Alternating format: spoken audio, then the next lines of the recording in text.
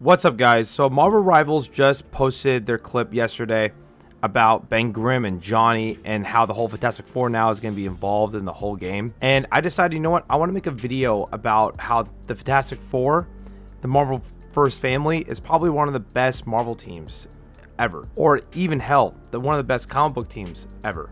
But also it got me thinking, is the Fantastic Four the most underrated Marvel team of all time? Like, it's got to be, right? Because right now, I think the Avengers, stayed their welcome. I feel like the casual audience is kind of annoyed with Avengers, like they're kind of sick of it. And X-Men right now is probably the most talked about team currently from Marvel because of how successful X-Men 97 was, which honestly, congrats to them. But for me, I love the X-Men and I love the Avengers, but Fantastic Four has a special place in my heart. I don't know why. I think it's because I grew up watching the 1960s or 1970s animated show on VHS tapes growing up as a kid. But we gotta really talk about this, man. And what I really want to talk about is the Fantastic Four as general, as a team that we can get into, and how the Fantastic Four went from, like, a nobody team and they kind of forgotten about Marvel legacy to now getting pushed as Marvel First Family and the best. And this kind of started around when Jonathan Hickman took over the book, right? So before Jonathan Hickman took over the book, Fox owned the rights to Fantastic Four in the movies. And so Marvel Comics decided, you know what, we just got to stop pushing Fantastic Four because we're not making that much profit. It wouldn't make any sense for letting another company do the movies and we support them by making comics. But when Disney bought the rights to Fox and X-Men and Fantastic Four, Jonathan Hickman got onto the Fantastic Four run.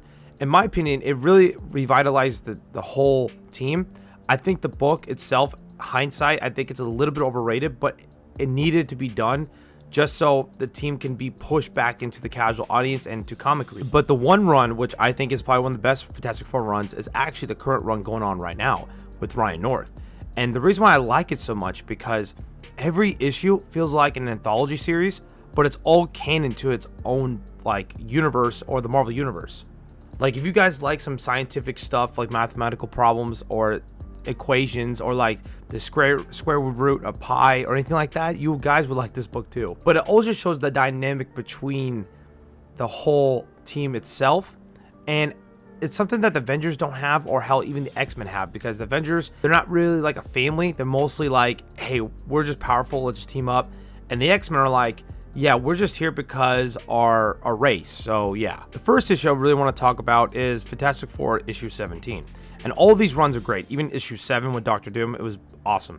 But with issue 17, what it really brings out is the whole story arc behind this whole Fantastic Four run is that Annihilus attacked the Baxter building and he was going to take out Valeria and Franklin. What Reed does is teleport his family and Ben Grimm's family and all that stuff to 1 year in the future so Annihilus can't attack him.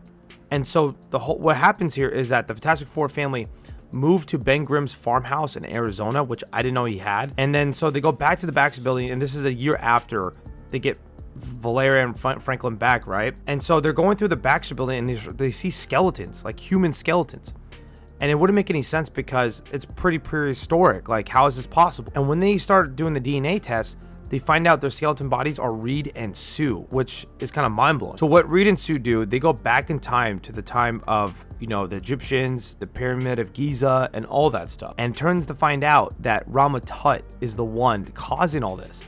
And what's really awesome for a long-time reader, especially since the 60s or maybe even the 70s, it takes place after Fantastic Four issue 3 or 4, which is the first appearance of Rama Tut. And it's kind of wild how Ryan North and Marvel connected all the dots. So if you're a new reader, you would know what's going on. And if you're an old reader, you're excited because it's something fresh and new. And it connects all the stories with each other. But what happens is Reed actually finds out that Rama Tut is doing like a time paradox, and they're in a time paradox too. So he decides, we got to take ourselves out or fake our deaths. So Rama Tut shoots this big ass laser at Reed and Sue, and they fake their death. But they get into this pocket dimension where they know what Rama Tut is doing, and I'm assuming this is connected with the Avengers run, which you guys should go read it. It's written by Jim McKay. I like it. I know some people are criticizing it, but what happens in that book is that there's like these tri-evolution events where Kanan's involved, and I think this is really helping like the whole story arc around it. This pocket universe of Reed and Sue, they go back in time before they go back in time. Kind of funny It's like a Back to the Future reference. But basically, they stop their old selves from traveling to the past. So basically, the future versions of Reed and Sue stop their past selves from faking their death. I don't know how that works, but it's like a pocket dimension. It's interesting. I think it's awesome how there's stories like this, and I highly recommend it. Every story's like this, some multi-dimensional or multiversal events in a single issue. That it's like an anthology series. It's so awesome. Now, this is probably one of my favorite issues, and I think it's because the dynamic of Johnny and Ben, one of the most underrated dynamics in Marvel. And Ben and Johnny, this cover too, them going to job with Alex Ross on the cover, it's so awesome. But like I said earlier, since they moved to, the farmhouse with Ben Grimm, they are broke. They're flat broke. And everybody thinks the Fantastic Four are an evil team now. They almost are like kind of like the X-Men a little bit. And so they have to get a job, and they get a job at this like Kroger or Rally's or Safeway type of, grocery store. And so they have an employee of the month or whatever. And the manager says, well, we got to vote soon. So like this week, we're going to figure out who's going to be the employee of the month. So Johnny and Ben do like a little wager of who could be the best employee of the whole supermarket. And they do a lot of stuff. They like clean the floors. They do all that stuff. Something they probably wouldn't do on their normal job, but they just want to get employee of the month. And it's almost like a friendly wager, but Ben just hates losing to Johnny in wagers and stuff like that. That's just the character arc. They even like stop a burglar from coming to the grocery store while working to become the best employee.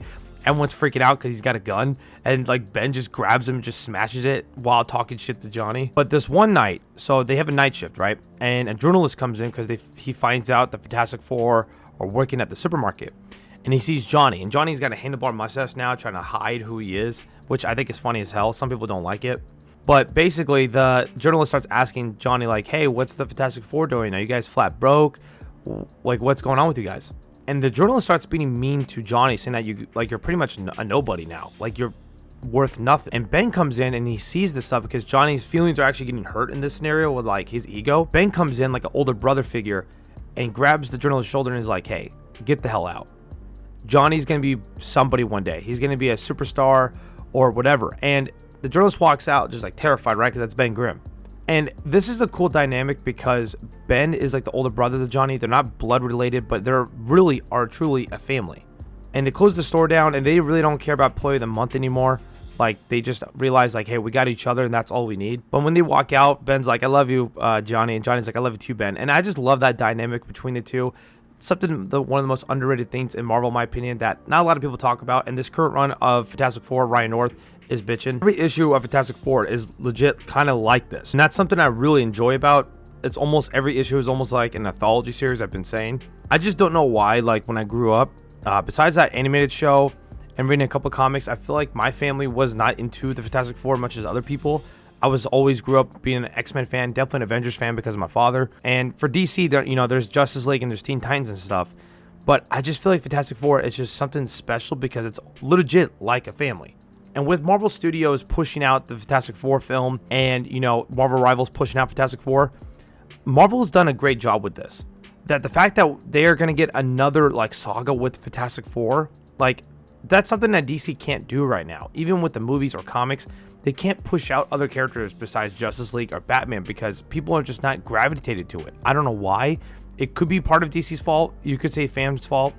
But Marvel's just done a good job of like relying on one character like the Avengers or Spider-Man or Deadpool or the X-Men. They can rely on Fantastic Four now, which is something cool.